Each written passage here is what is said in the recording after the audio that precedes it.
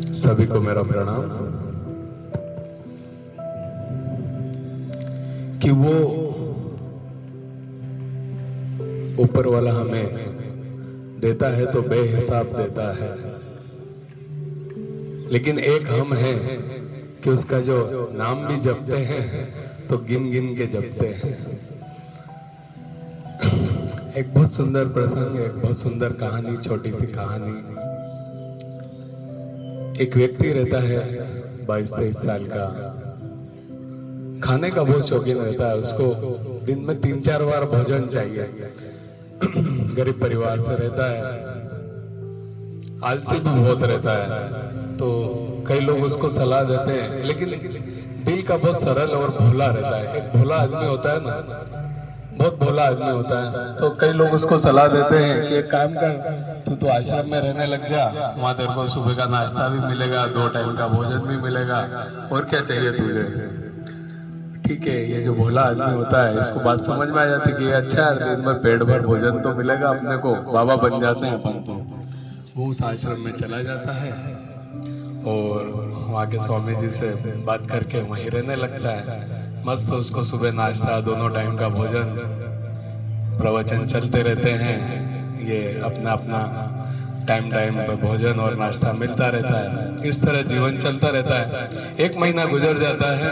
एक दिन न तो सुबह नाश्ता मिलती है उसको। अब उसको लगता हो सकता है नाश्ता नहीं बनी होगी, किसी कारण भोजन तो मिल ही जाएगा, पर भोजन भी नहीं बनता। वो गुरुदेव के पास जाता है, बोलता है गुरुदेव मुझे बहुत बहुत भूख लगी और आज भोजन भी नहीं बना, नाश्ता भी नहीं मिला। तो गुरुदेव कहते हैं बेटा आज एकादशी है, आश्रम में सभी का व्रत है और तुम्हें भी व्रत करना पड़ेगा। ये घबरा जाता है, बोले गुरुदेव मुझसे तो व्रत नहीं होगा, मैं भूखा रह नहीं सकता। तो गुरुदेव बात बोलते ही काम कर दे, आश्रम में तो भोजन नहीं बन पाएगा, तो भंडारे से सामान ले ले और बाहर वहां नदी के किनारे जाके बैठ के तेरा खाना वाना बना ले, और ध्यान रखना भोजन बन जाए तो उसके बाद भगवान को जरूर भोग लगाना, उसके बाद ही भोजन ग्रहण करना। बोले ठीक है।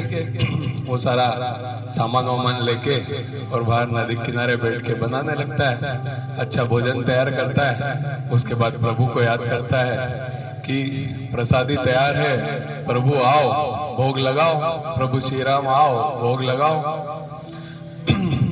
बहुत देर तक भगवान आते नहीं। वो कहता हाँ आप मेरा ये खाना क्यों खाना आओगे, मैं कौन सा, मुझे न तो ढंग से बनाना आता है और ये वो, न मेरे यहाँ कोई पकवान और व्यंजन बने, ऐसा वो मन ही मन बोलने लगता है। इतने में प्रभु उसके इस सरलता से प्रसन्न होकर प्रकट हो जाते हैं। प्रभु श्री राम उसके सामने आ जाते हैं, साथ में सीता मैया भी आ जाती है। अब ये भक्त इसने तो भोजन उनके लिए भी रखता है, पर अब देखता सीता मैया भी आई तो 2 लोगों का भोजन वो बनाता है, तो दोनों को उनको अच्छे से भोजन वोजन करवाता है। ठीक है, प्रभु जाने लगते हैं। तो ये बोलता भक्त प्रभु आप आए, आपने दर्शन दिया, भोग लगाया, बहुत अच्छा, मैं भूखा रहा कोई बात नहीं, लेकिन अगली बार से आओ तो संख्या जरूर बता देना कि कितने लोग आओगे, ताकि मैं भूखा नहीं रहूं। ठीक है। ये करके प्रभु भी मंद मंद मुस्काते हैं और चले जाते हैं, अंतर ध्यान हो जाते हैं। 1 आध महीना बीतता है, वापिस एकादशी आती है। इस बार ये बोलता है कि गुरुदेव मेरे को थोड़ा अनाज ज्यादा चाहिए। गुरुदेव सोचते हैं इसको भूख ज्यादा लगती है, चलो ज्यादा बनाएगा, वह ले जाए। इस बार वो 3-4 आदमी का भोजन बनाता है। भोजन बनाने के बाद फिर वो बोलता है प्रभु आओ भोग लगाओ, भोजन तैयार। ठीक है, इस बार प्रभु फिर अवतरित होते हैं, प्रसन्न रहते हैं उससे। इस बार वो सीता मैया को तो लाते ही लाते हैं, साथ में पूरा राम दरबार ले आते हैं। हनुमान जी आ जाते हैं, लक्ष्मण जी आ जाते हैं, भरत जी आ जाते हैं, पूरा राम दरबार आ जाता है। अरे यार ये कहता है ये क्या, तो जैसे तैसे सबको उनमें से भोजन करवाता है 5-6 लोगों को, फिर खुद भूखा रह जाता है। और प्रभु सब भोजन वोजन करके और प्रसन्न होके चले जाते हैं। फिर 1 आध महीना गुजरता है, फिर एकादशी आती है। इस बार वो बोलता है गुरुदेव मेरे को थोड़ा सामान ज्यादा चाहिएगा। गुरुदेव क्या पागल है क्या करेगा इतने सामान का। गुरुदेव को लगता है कहीं ये सामान ले जाके बेच तो नहीं रहा। बोलते हैं मैं इसकी ध्यान रखूंगा, हो सकता है। बोले नहीं गुरुदेव आप नहीं समझ रहे हो, बहुत लोग आते हैं वहां पर भोजन करने के लिए, भगवान के साथ बहुत सारे लोग आते हैं। बोले यार ये पागल वागल हो गया है कि भगवान इसके यहाँ भोग लगाने आ रहे हैं और ये ऐसी बातें कर रहा है। ठीक है, बोलते वह ले जा तू। गुरुदेव चुपके से उसका ध्यान रखते हैं। देखते हैं तो ये तो सामान ले जाके रख देता है, इस बार सामान बनाता भी नहीं है और बोलता है भगवान पधारो, भोग लगाओ, भोजन तैयार, प्रसादी तैयार, भोग लगाओ। तो ये गुरुदेव देखते हैं कि यार इसने कुछ बनाया करा है नहीं और भगवान को पुकार रहा है। ये उसके पास जाते बोलते हैं कि तेने बनाया कुछ नहीं है ना। इतने में क्या होता है कि श्री राम जी और प्रभु सारे सब दरबारियों को लेके आ जाते हैं, काफी लोगों को लेके, और उससे चर्चा करते रहते हैं। तो ये बोलता है प्रभु मैं क्षमा चाहता हूँ पर मेरे से इतने लोगों का भोजन नहीं बनता है, इसलिए मैंने इस बार भोजन बनाया नहीं, सामान पड़ा है, आप लोग खुद ही बनाओ और खुद ही प्रसादी पाओ। तो भगवान बोलते ठीक है, अपने राम दरबारियों को बोलते बनाओ, सब बनाओ, अपन खाना भोजन करेंगे, प्रसादी लेंगे। और इधर गुरुदेव आके बोलते हैं कि क्या तूने कुछ बनाया तो नहीं और भगवान को पुकार रहा है। बोले आपको नहीं मालूम सब लोग यहाँ आ गए, आपको नहीं दिख रहे क्या? बोले नहीं मुझे कोई नहीं दिख रहा, मुझे तो लग रहा तू पागल हो गया।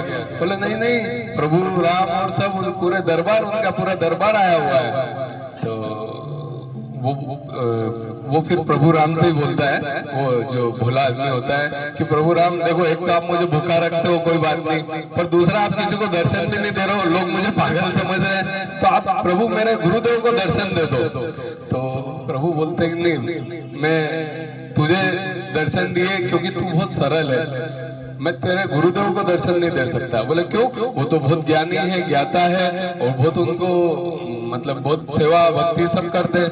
पर नहीं, उनके पास ज्ञान है, सब कुछ है, लेकिन वो तेरे जैसे सरल नहीं है।